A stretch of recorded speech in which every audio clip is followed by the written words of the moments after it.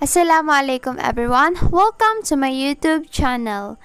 For today's video, we are going to cook chicken boppies. So as usual, isa na namang maanghang na recipe ang aking lulutuin.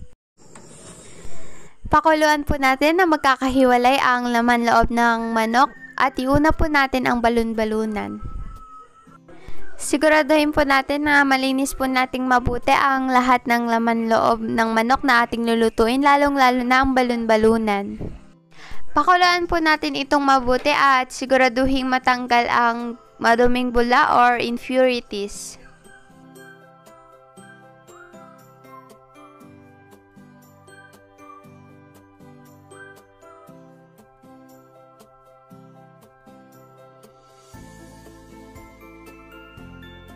Iahon na po natin ang balon-balunan at ilagay sa salaan at hayaang tumulo ang tubig. Pagkatapos po nito ay isunod naman po natin ilagay ang puso ng manok sa pinakuluang tubig kanina at hayaan pong itong kumulo hanggang sa ito'y maluto. Iahon na po natin ang puso ng manok, ilagay sa salaan at patuloy ng tubig, tsaka ilagay sa mangkok at itabi muna. Sunod naman po ay ilagay na natin ang atay ng manok. Same procedure pa rin po tayo sa mga nauna. Siguraduhin lang po natin na tanggalin ang mga impurities o yung maduming bula na lulutang-lutang sa tubig. So, tapos na po tayo sa pagpapakulo. Ngayon naman po ay hiwain na natin ang mga ito. Fast forward ko na lang po ito para hindi kayo masyado mainip.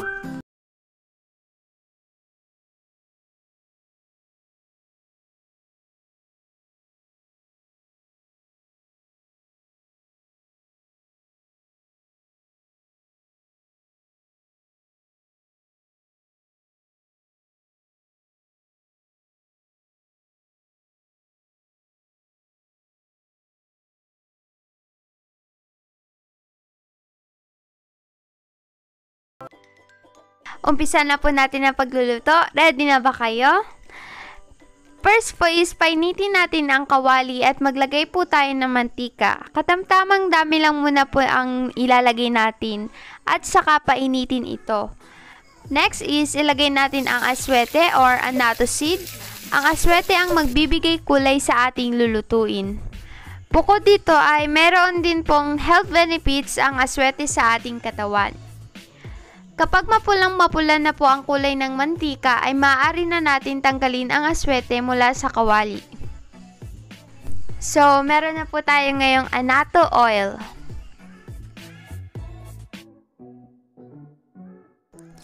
Ilagay na po natin ang luya. Isangkot sa natin ito hanggang sa ito ay maging golden brown. Makakatulong po ang luya upang matanggal ang lansa ng laman loob ng manok. Isunod naman po nating ilagay ang sibuyas. Igisa po natin itong mabuti at hayaang maging translucent. Ngayon ay ilagay naman po natin ang bawang.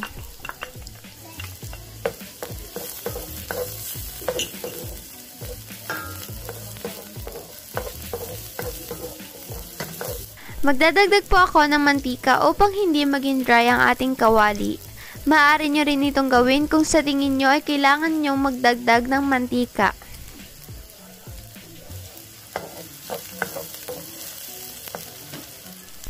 Ngayon naman po ay ilagay na natin ang red at green bell pepper. Bukod sa aswete, ang mga bell peppers na ito ay magbibigay kulay sa ating boppies. Isunod naman po natin ang kamatis. Igisa lang po natin itong mabuti hanggang sa lumambot ang mga inilagay na sangkap.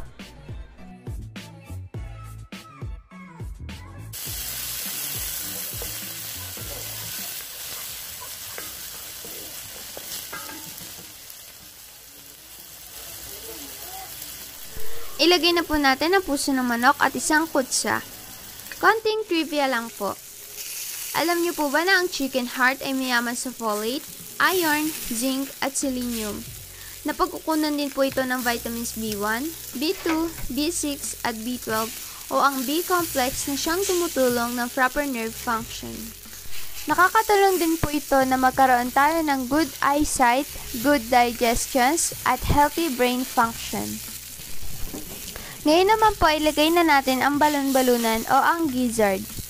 Tulad po ng puso ng manok, ang gizzard ay may taglay ding B12 na tumutulong sa ating brain function. Mayaman ito sa protina at isa rin itong immunity booster. Pero lagi rin po nating tatandaan na maging maingat din po tayo sa pagkain ng mga ito dahil kung may good benefits ito sa ating katawan ay meron ding bad effect kung ito ay mapapasobra sa pagkain. Ilagay na po natin ang atay ng manok. Mayaman naman po ito sa protina na tumutulong sa ating mga buto at muscles. Maging maingat lang po tayo sa pagkain nito dahil mataas ito sa cholesterol. Bagamat mayaman ito sa mga bitamina, ay huwag po nating dadalasan ang pagkain ng atay dahil maaari din itong makasama sa ating kalusugan. Ituloy lang po natin ang pagsangkut sa. Medyo maputla pa po ang kulay niya kaya magdadagdag po ako ng annatto oil. So, maalala ko nga po pala, hindi po lahat ay kumakain ng atay ng manok. Sa mga hindi po kumakain ng atay ng manok dyan, maaari nyo rin naman pong huwag lagyan ng atay ng manok ang bopis.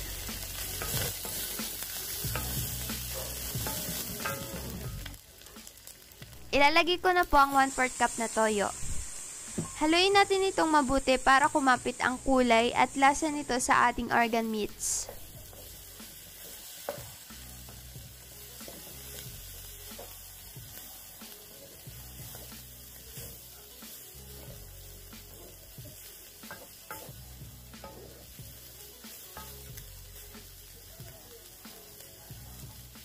Maglalagay din po ako ng suka. Mga 2 kutsarang suka lang po ang ilalagay ko dito. Ang gamit ko po ay ang canned vinegar. Pwede nyo din naman pong gamitin ang sukang puti.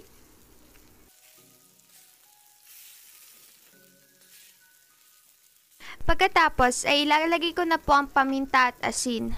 Konting asin lang po ang ilalagay natin dahil meron na po tayong toyo at mamaya po ay maglalagay pa po tayo ng patis. So, kailangan po nating maging maingat sa paglalagay ng maalat dahil alam nyo na, ang kidney.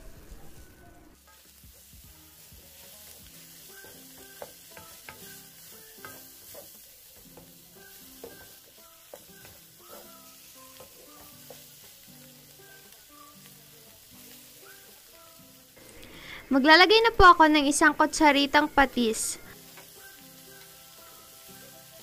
Haluin lamang po natin ito mabuti upang magpantay ang lasa nito sa ating niluluto.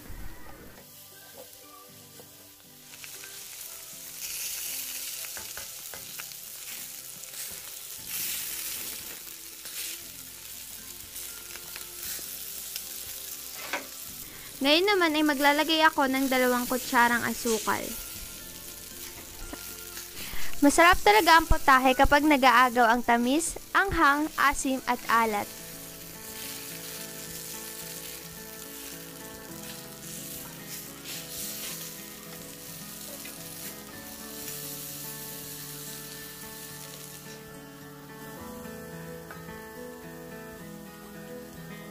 Ilagay na po natin ang carrots.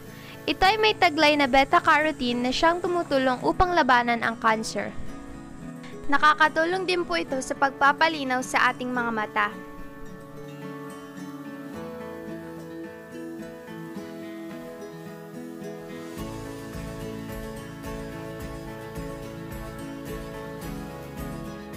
Ngayon naman nailagay na po natin ang radish o labanos. Maraming benepisyo din ang naibibigay ng labanos sa ating katawan tulad ng pagbaba ng blood pressure. Sa paghihiwa po ng labanos ay pwede po itong cube, shredded o hiwang paislan. Medyo napalaki po ang pagkakahiwa ko dito pero okay lang po dahil liliit din naman po ito kapag ito ay naluto na. Lagyan po natin ito ng 1 tasang tubig. Ayan, may tubig na po siya. Takpan lang po natin ito at hintayin kumulo ng 10 to 15 minutes.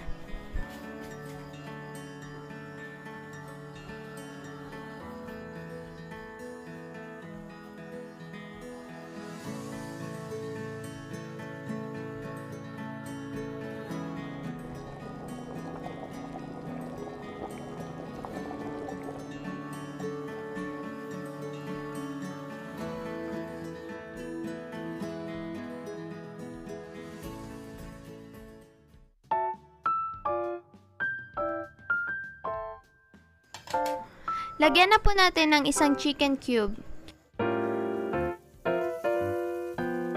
Haluin mabuti hanggang sa matunaw ang chicken cube. So, hindi po lahat ay naglalagay ng panimpla sa kanilang mga lutuin, kaya optional naman po ito.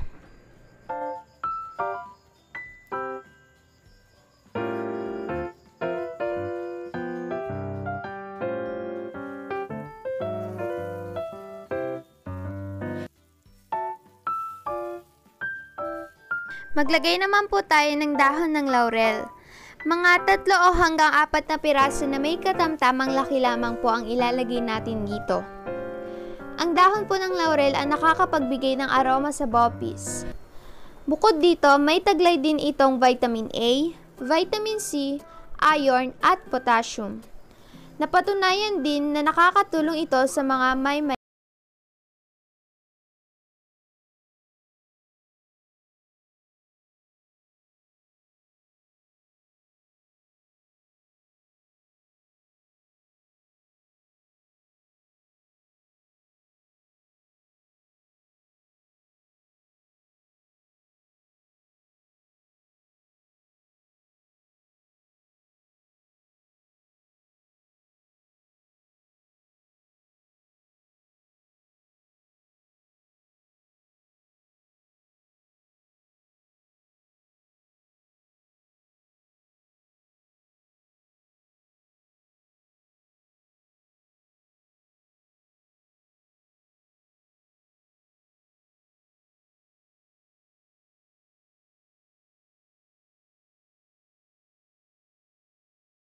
para kumapit ang anghang.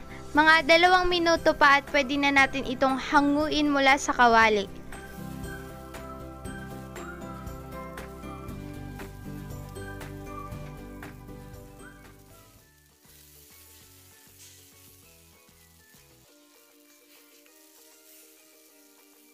Syempre, may taste test muna.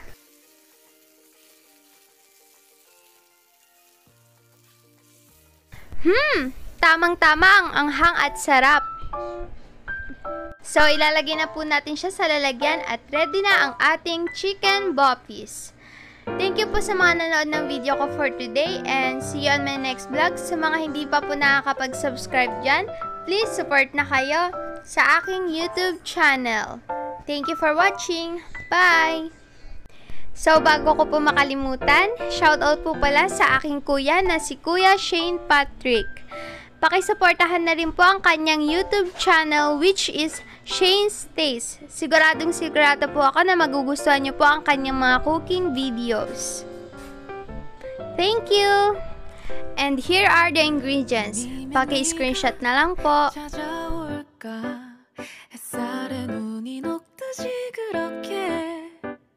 따뜻한 봄날이 다시